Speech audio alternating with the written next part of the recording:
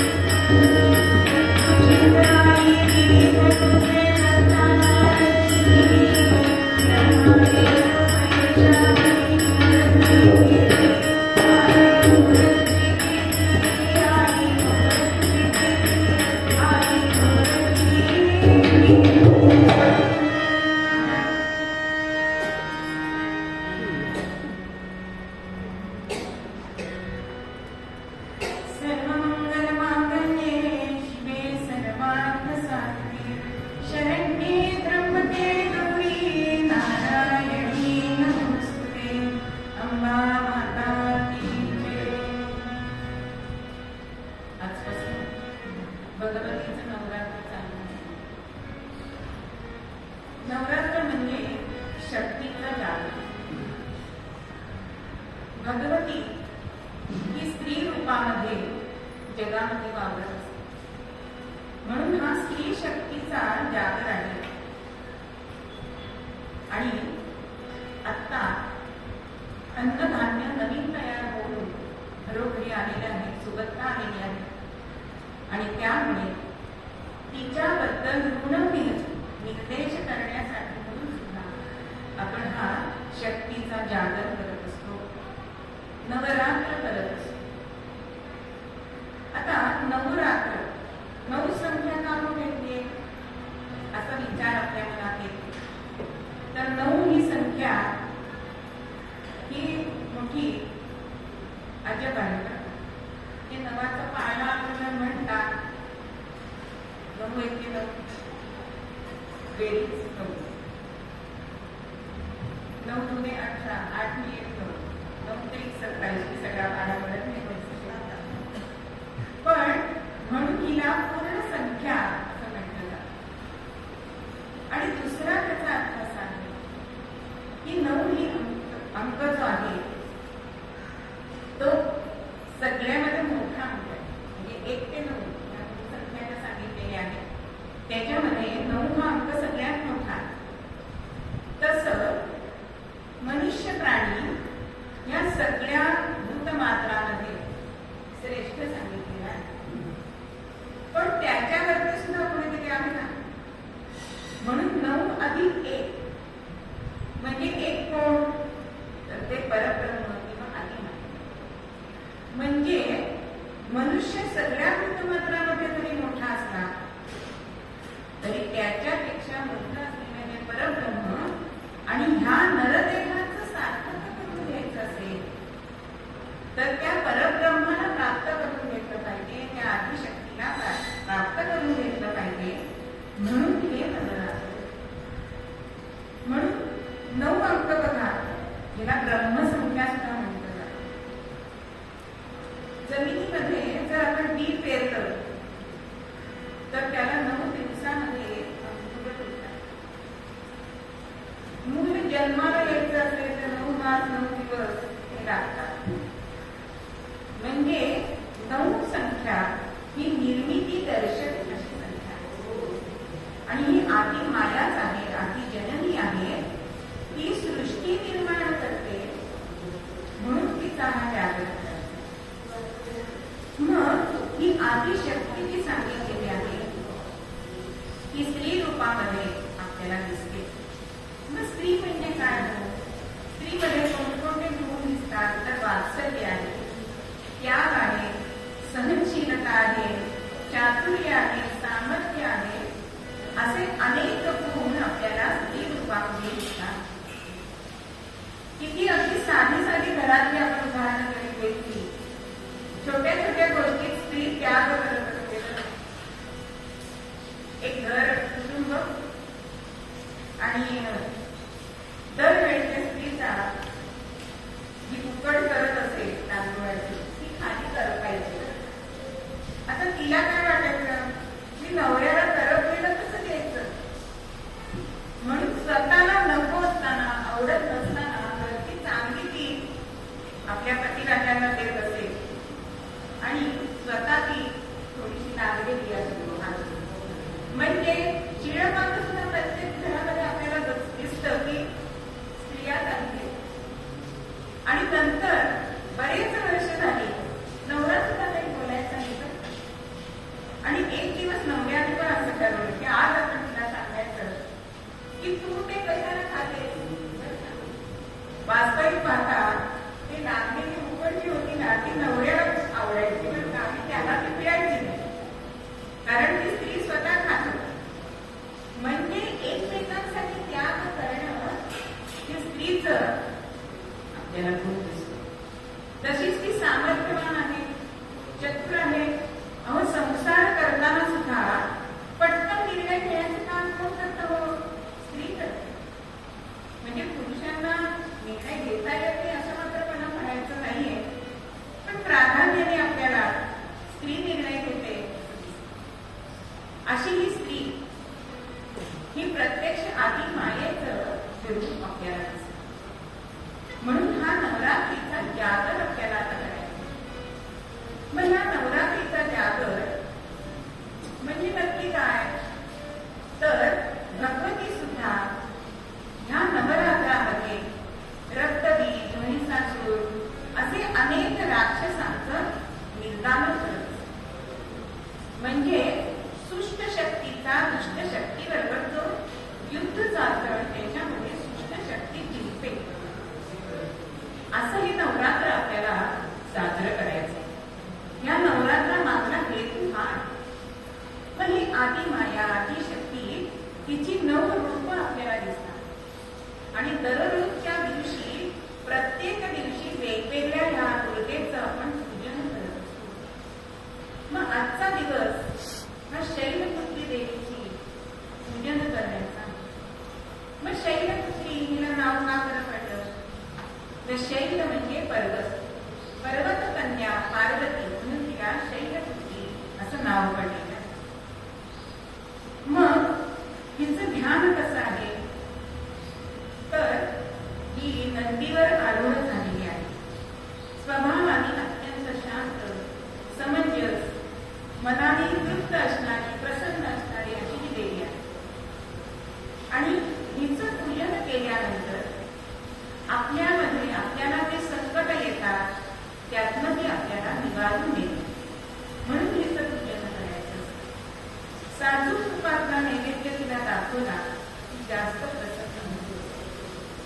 हिला विशेषतः लाल रंग आवडतो. असं हे हिचं रूप. आजच्या दिवशी तिचं पूजन केलं जातं. हिचा मंत्र आहे ओम शैलपुत्रीय नमः. असा जप जरी केला तरी सुद्धा ती आपल्याला प्रसन्न होते. या वेळेला दक्ष प्रजापतीने यज्ञ केला आणि त्या यज्ञामध्ये आपल्याला दिसतं की त्यांचा स्वतःचा जावई पण त्याला बोलवलेलं नाही. आता माहेरी बोलवलं नाही की स्त्रियांना खूप वाईट वाटतं, हुरहुर लागते, मन तिथे जातं. आणि सती सुद्धा अशी हट्ट करून शंकर सांगत असताना सुद्धा या यज्ञामध्ये गेली. अर्थात तिचा तिथे अपमान झालेला आहे. आणि आपल्या नवऱ्याचा अपमान म्हणजे असं म्हटलं जातं की सासरची नाक जपते तर माहेरची पाच जपत नाही. तशीच अवस्था या सतीची झाली आहे. आणि क्रोध यज्ञकुंडामध्ये स्वतःला दहन करून घेतलं. आता सतीच्या विरहामध्ये शंकर भगवान तिचं ते कलेवर हातात घेऊन निघाले. तेव्हा भगवान विष्णूंनी सुदर्शन चक्राने त्या कलेवराचं खंडन केले आणि त्याचे संहार केले. आणि ज्या ज्या ठिकाणी हे शरीराचे तिच्या भाग पडले त्या त्या ठिकाणी ही शक्तीपीठ निर्माण झाली. आपला महाराष्ट्र अत्यंत भाग्यवान आहे कारण त्यातील 3.5 पीठ आपल्या महाराष्ट्रामध्ये आहे. मग पहिलं पीठ सांगितलं जातं ते अंबाबाई. महालक्ष्मी अंबाबाई करवीर नगरी ही महालक्ष्मी आहे. ती म्हणजे ओंकार रूपी ह्या 3 साडेतीन आहेत. पण त्याचं मकान जो आहे ती ही महालक्ष्मी आहे. ही सत्वगुणाची आहे. मग तिच्याबद्दल अनेक कथा सांगितल्या जातात. कोल्हापूरला आपण गेलेलो असू तिचं देऊळ जे आहे ते पश्चिमाभिमुख सांगितलेलं आहे. पश्चिम दरवाजाला महाद्वार असं म्हटलं जातं. उत्तर दरवाजाच्या बाजूला घटना आहे आणि ती भक्तांना जागृत करण्यासाठी म्हणून आहे. तिच्या चारही बाजूंनी नद्या वाहतात. म्हणजे सुजला सुफला अशी ही करवीर नगरी आहे. आणि तिथे जागृत देवस्थान हे निर्माण झाले. आता ज्यावेळी सतीचे काही घंट झाले त्यावेळेला तिथे त्रिनेत्र ह्या भागामध्ये पडले. म्हणून अंबाबाई पाहिजे कोल्हापूरला महाकाली, महासरस्वती आणि महालक्ष्मी अशी तिन्ही तिथं त्याला दिसतात. तो उंची तिन्ही मूर्ती काळ्या पाषाणाची आहे आणि प्रत्यक्ष देवांचा राजा जो इंद्र त्यांनी स्तवन केलेला आपल्याला दिसतो. नमस्ते महालक्ष्मी श्रीपीठे सुरक्षिते चक्रचक्रेणा नमस्ते महालक्ष्मी नमोस्तुते अंबा माता की जय.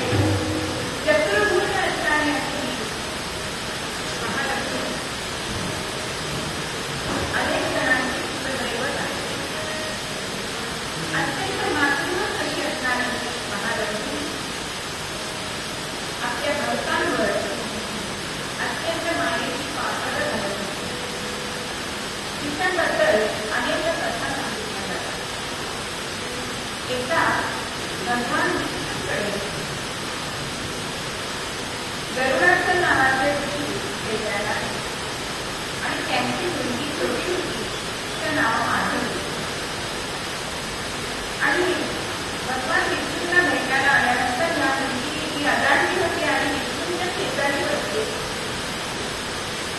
आता अर्थातच आपल्या सतीजवळ ही मुलगी बसणे बघून लक्ष्मीला राग आला आणि मुलगाची शाप तिला दिलाय की तू भोगी होशील.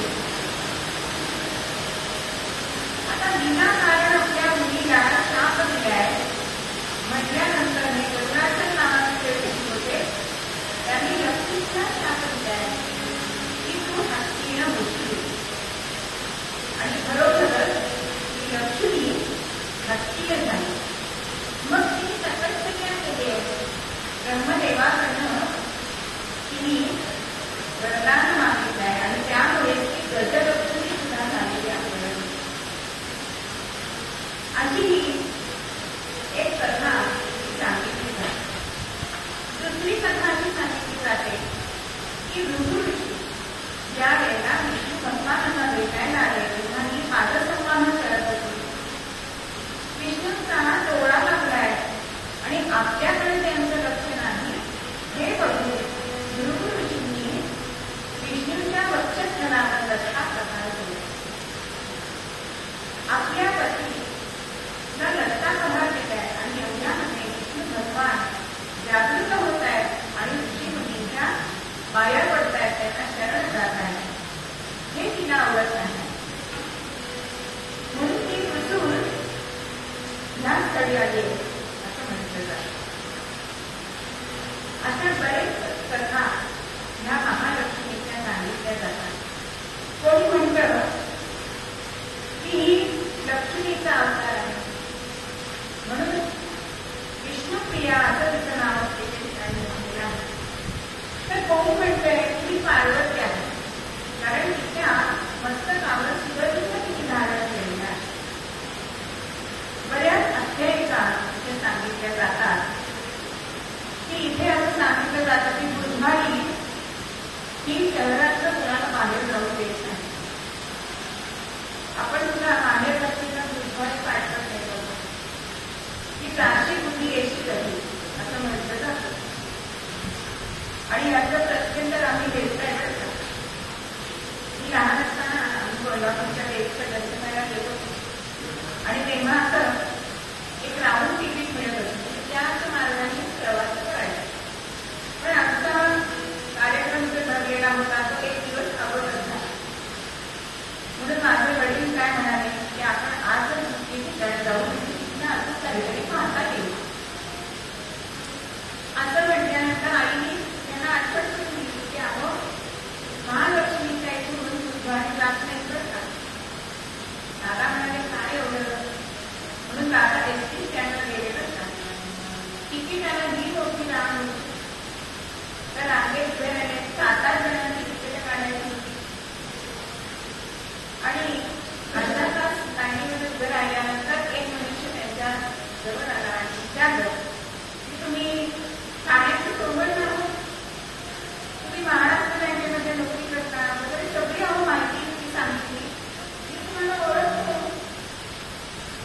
तर तुम्हाला जर तिकीट काढून निघाल्यावरती तर माझ्याकडे पैसे द्या आणि आतमध्ये ओळख आहे की तुम्हाला आत्ता तिकीट काढून आणून द्यायचं.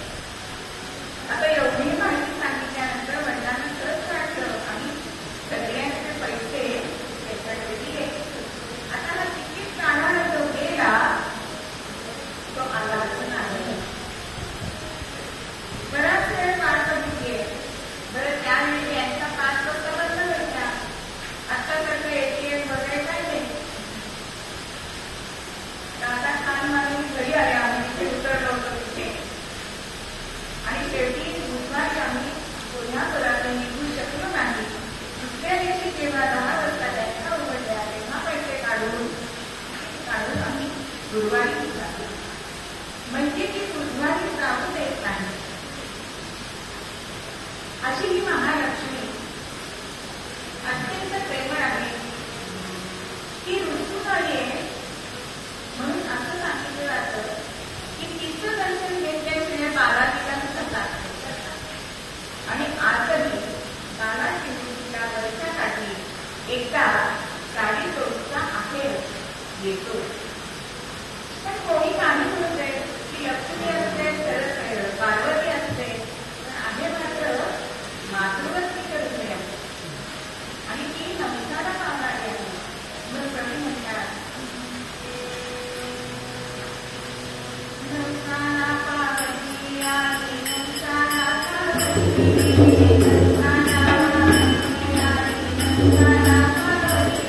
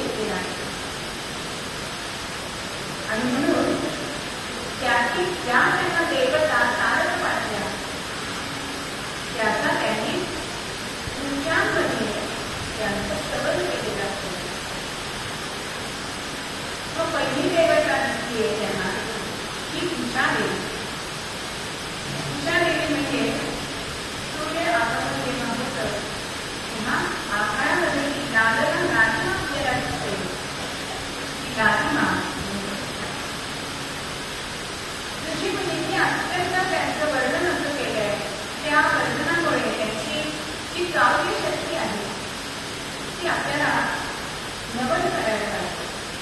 बघा, पृथ्वीची जेव्हापासून निर्मिती झाली तेव्हापासून सूर्य उगवण्याची क्रिया चालू आहे. पण त्या दररोज नित्यनूतन आहे. दररोजचा सूर्योदय वेगळा असतो, पण तो बघेल त्याला.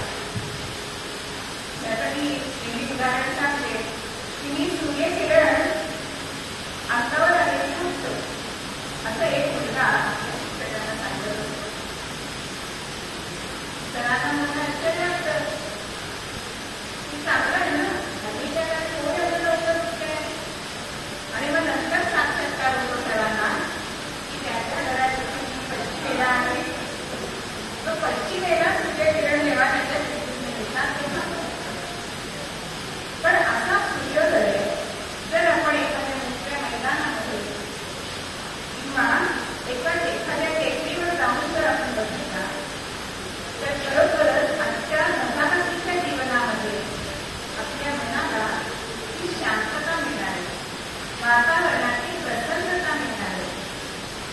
पण हल्ली कोण म्हणेल आम्ही सूर्योदयाला एखाद्या मैदानात जाऊ. अहो शक्य नाही. मनुष्य एवढा घड्याळ वाढल्यासारखा घड्याळाच्या मागे लागलेला आहे. पण बरोबरच ही दिशा देईल. अक्षरशः हा रात्रीची ही भगिनी येतात आणि ती सूर्याला सर्वातच भरते. आणि अर्थातच सूर्यामुळे आपल्या जीवनात ते उत्साहपूर्वक होतं. म्हणून एक सुंदर असं चित्रपट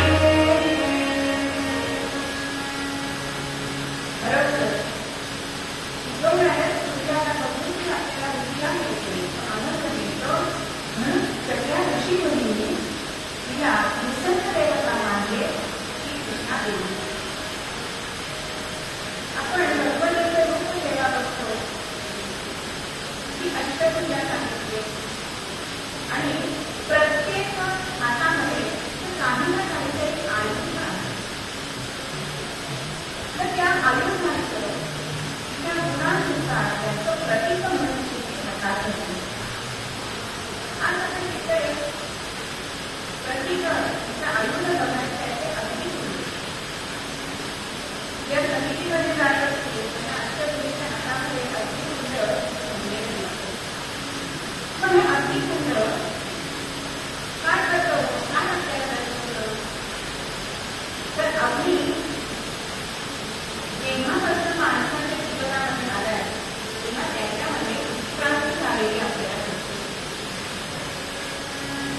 म्हणजे अगदी तेव्हा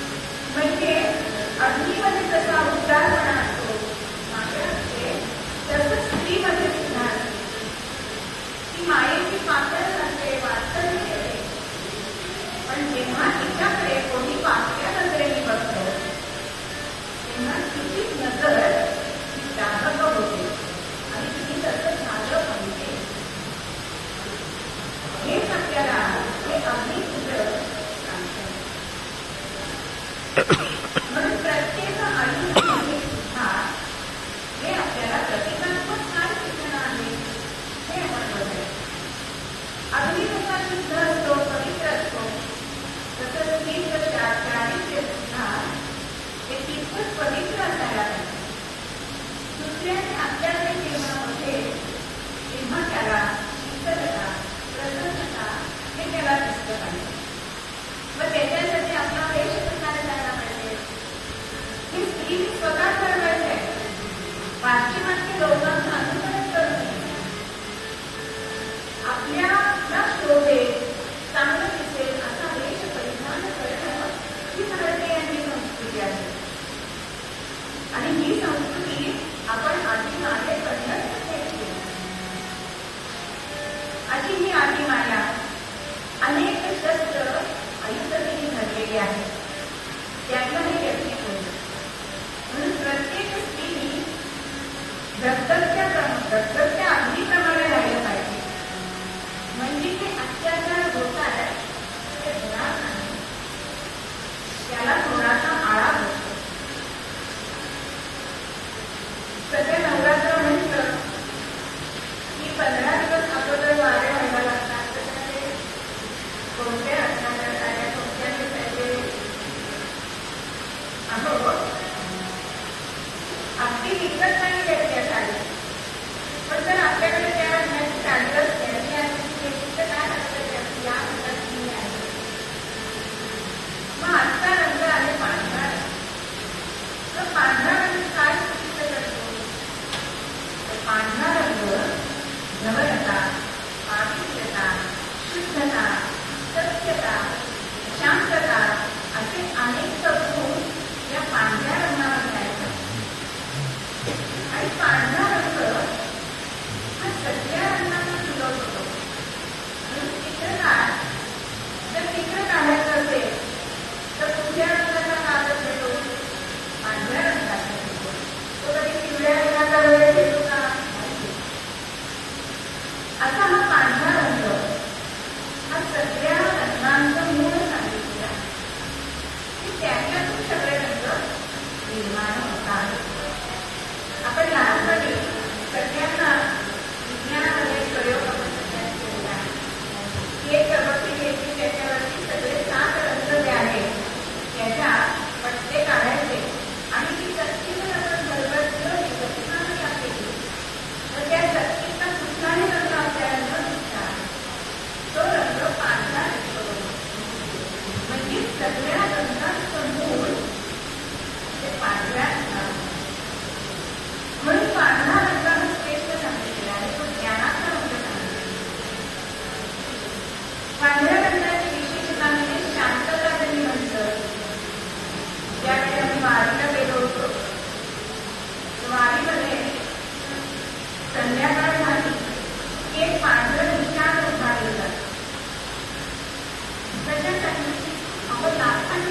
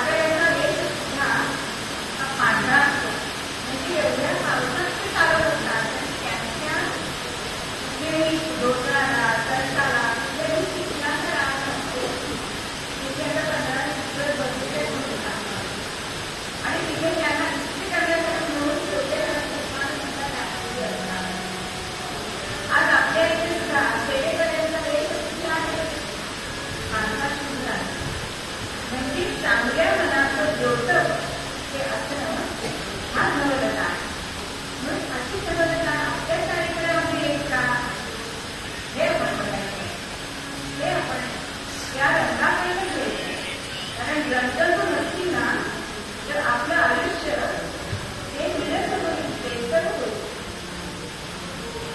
आपण लहान असताना बॅटनची पण आज आपण रंगीटीने बघितल्यानंतर आपल्याला त्याची आठवण येत नाही. म्हणून कुठल्याही रंगाचा पदार्थ असते. माझ्या आई नेहमी म्हणायची की तुम्ही जो पदार्थ करता तो पदार्थ बघून खावाचा वाटला पाहिजे, कारण तो कसा खाल्लाय नंतर कळत घेतल्यानंतर. पण आम्ही दिसताना दिसतो म्हणून प्रेझेंटेशनला आम्ही म्हणून राहिले नाही. आज कसं का केलं पण गार्डनिंग करून ते दाखवतात ते पदार्थ. म्हणजे हा रंगामुळे आपल्या व्यक्तिमत्वामध्ये सुद्धा फरक पडतो. आणि म्हणून हे रंग आपल्या जीवनामध्ये उत्साह भरतात, रंग भरतात. ह्या रंगाचं महत्व आपल्या आयुष्यामध्ये आहे. मग अशी करवीर नदी वाचून महालक्ष्मी ही अत्यंत भक्तांना पावणारी आहे. म्हणजे भक्तांसाठी देव देवी असो, दोघांचे ध्येय एकच सांगितलेलं आहे. परित्राणारे साधना, विनाशारे दुष्टता, धर्म संस्थापना, भगवंत कसा अवतार घेतो देवी सुद्धा अनेक अवतार आपल्याला भेटले दिसतात. आणि अशी भगवती ही अंबाबाई तिच्या पहिल्या चरणामध्ये आपल्याला कधी सांगतायत. हे गीत जे आहे आमचा जो भजनाचा क्लास होता नवरात्रामध्ये आमचे अनेक कार्यक्रम चालू असायचे. म्हणून आमच्या बाईंनी आमच्या तळेगावाचे अशोक गोडबोले राहत होते त्यांच्याकडनं हे पद अगदीपणाने सोडून घ्यायचे आहे.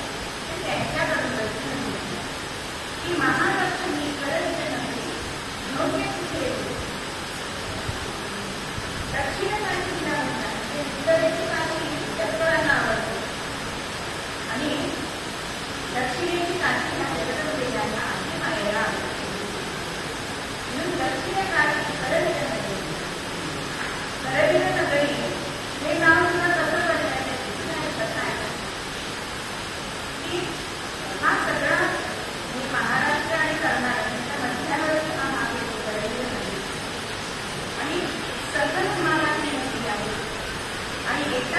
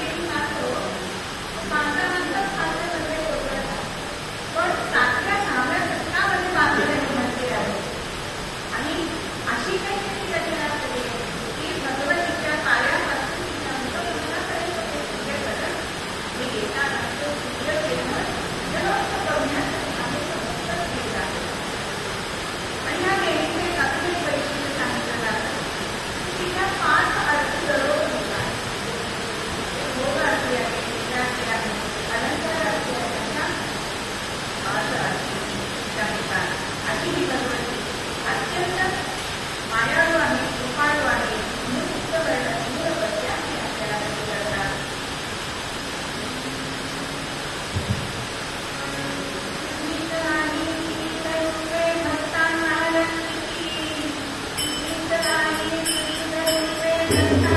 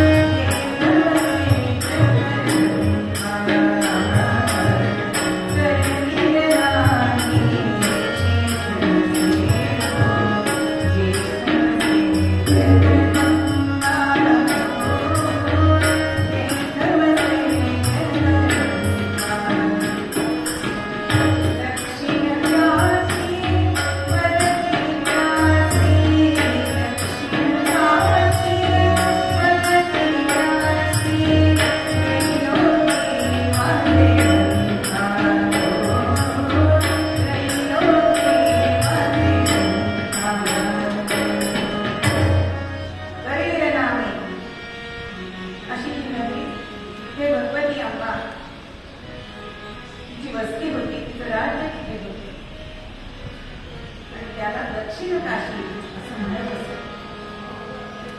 आता तिथे कोल्हासूर नावाचा दैत्य हा तिचं भजन पूजन करत असत.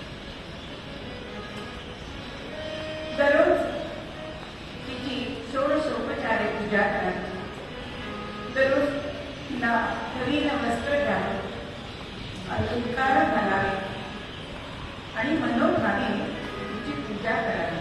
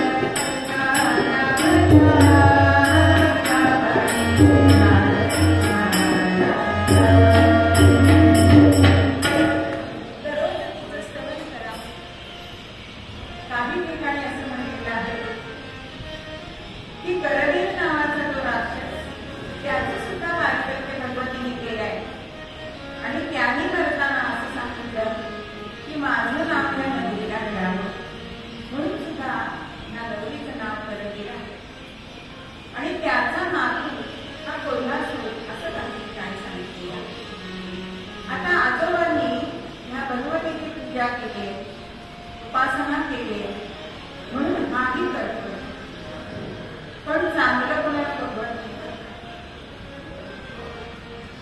म्हणून त्याच्या जवळचे जे मंत्री लोक होते, जे असुर होते, असुर वृत्तीचे होते, ते त्याला सांगतात की अरे तुझ्या आजोबांना जिने मारलं तिचा तू उदो करतोस, काय म्हणावं तुला? खरं म्हणजे तू सूर घेतला पाहिजेस. आता एखादी गोष्ट, वाईट गोष्ट तर पुन्हा पुन्हा सांगितली गेली की ती खरी वाटायला लागते आणि तसंच या कोल्हासुराचं नाही. आता त्याच्या मनाने घेतलं की आपण तर ही जी प्रार्थना करतोय, उपासना करतोय, पण आता आपण या तपश्चर्येचं अजून उग्र रूप धारण करावं, म्हणजे मी आपल्याला प्रसन्न होईल, दर्शन देईल आणि आपल्याला जे इच्छित आहे ते आपल्याला तुमच्याकडे मागता येईल. आणि खरोखरच त्या तपश्चर्येने ही आदी माया भगवती अंबाबाई त्याला प्रसन्न झाली आणि त्याच्या पुढे प्रकट झाली. आता मातृ हृदय असलेली जगदंबा या कोल्हासुराला विचारते की बाळा तुला कशासाठी मला प्रकट केलंस? तुला काय हवंय? तुला जे मनाला वाटतंय ते मागून घे. अहो आई अशीच असते. प्रत्येक मुलाला ती कोण कौतुक करत असते, तसं या भगवतीने या कोल्हासुराला सुद्धा काय हवंय हे विचारले. आणि तेव्हा कोल्हासूर काय सांगतो? शतवर्षे निघून जावे, शतवर्षे निघून जावे, गरवीर क्षेत्रात येई माते, दुर्वी मम इच्छेते, दुर्वी मम इच्छेते, करुणाकर आई तुझ जगदंबे.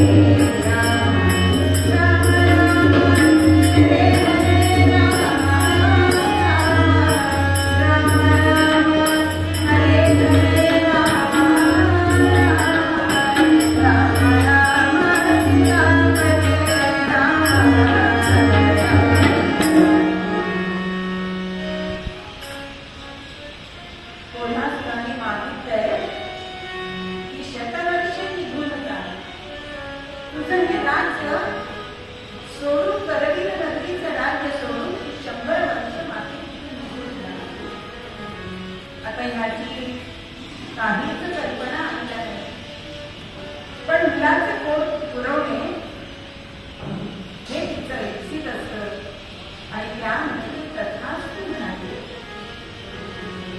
आता तिथल्या विचार मंदिर ते साधू संत होते ते आईला म्हणताय की आई कसा मला तू वर दिलास, तू निघून गेलीस ना आमचं काय होणार. आई त्यांची समजूत घालते मी भगवती की जशी तुम्ही माझी लेक राहणार तसा तो सुद्धा माझा बाळच आहे. एखादा मुलगा हट्ट करतो, नको ती वस्तू मागतो, पण त्याचं त्याला नंतर कळेल. पण मी त्याला आता वचन दिले त्याप्रमाणे मी 100 वर्ष इथे राहणार नाही. आणि भगवती तुम्ही झाले मग काय होईल.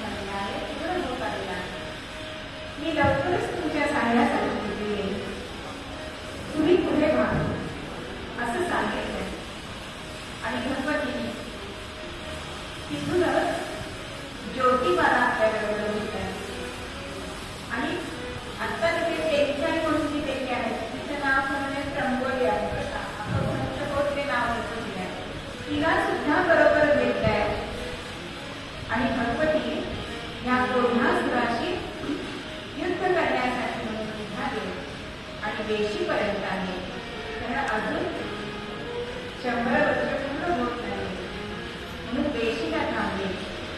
पण ती भगवती कशी आले त्याच्याशी युद्ध करायला आली.